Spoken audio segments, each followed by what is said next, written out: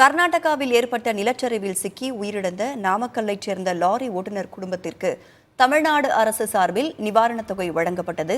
கூடுதல் விவரங்களை செய்தியாளர் துரைசாமியிடம் கேட்கலாம்.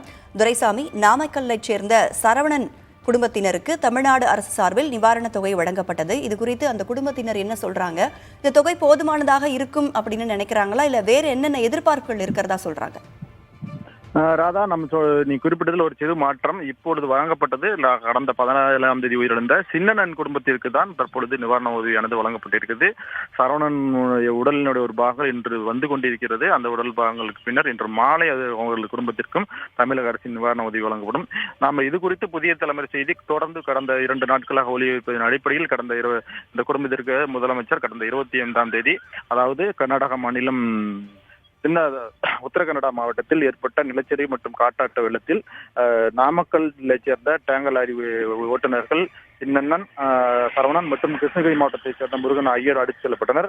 இதில் 2 உடல்கள் மீட்கப்பட்டன. அதாவது சின்னண்ணன் உடல் 17ஆம் தேதியும் 18ஆம் தேதி முருகன் உடலும் மீட்கப்பட்டது. இந்த நிலையில் சரவணன் உடல் பாகம் மட்டுமே கண்டெடுக்கப்பட்டு அது DNA பரிசோதனை செய்யப்பட்டு அது அவரது சரவணன் என்பதை உறுதி செய்யப்பட்டு அது பின்னர் நேற்று சடலம் அந்த உடல் பாகங்கள் சொந்த ஊர் கொண்டு வர நடவடிக்கை நடந்து வருகிறது. இந்த நிலையில் முதல்வர்கள் அறிவித்த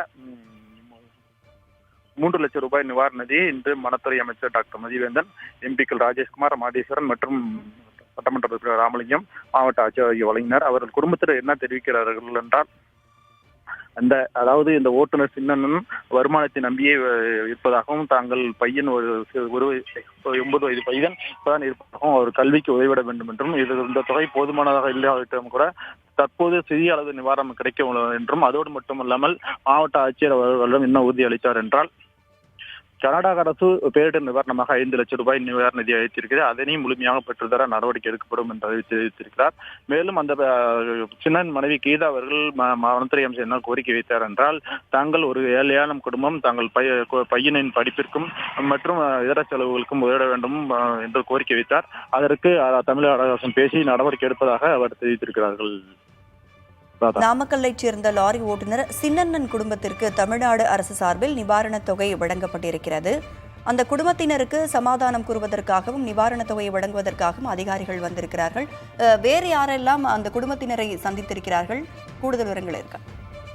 அதாவது இன்று பார்த்தோம் என்றால், கடந்த 19ஆம் தேதி, அதாவது கடந்த 16ஆம் தேதி சம்பவம் நடைபெற்று 19ஆம் தேதி அவர் உடல் சொந்த ஊருக்கு கொண்டு வரப்பட்டு இங்கு தகனம் செய்யப்பட்டது. அதனைத் தொடர்ந்து பல்வேறு அரசு அதிகாரிகள் மற்றும் அரசியல் கட்சி பிரதிநிதிகள் உள்ளிட்டோர் கலந்து பங்கேற்று அவர்களுக்கு அந்த குடும்பத்தை சந்தித்து ஆறுதல் தெரிவித்தார். இந்நிலையில் இன்று முதல்வர் அவர்கள் அறிவித்த நிவாரண நிதியை வனத்துறை அமைச்சர் மதிவேந்தன், எம்பிக்கள் ராஜேஷ்குமார், மாதேஸ்வரன், MLA ராமலிங்கம் உள்ளிட்டோர் நேரில் சென்று, அதாவது அவர் பேரிழப்பு என்பது இருந்தாலும் கூட இது ஒரு சிறு நிவாரண உதவி என்றும், தொடர்ந்து அவர்களுக்கு தேவையான வசதிகளை செய்து தருவ நடவடிக்கை எடுப்பதாகவும், மேற்கொண்டு ஏதாவது உதவிகள் தேவைப்பட்டால் தமிழக அரசும் கேட்டு பெற்று தருவதற்கான நடவடிக்கை எடுப்பதாகவும் அவரிடம் தெரிவித்திருக்கிறார். அதாவது சின்னன் மனைவி கீதாவிடம் தெரிவித்திருக்கிறார்கள்.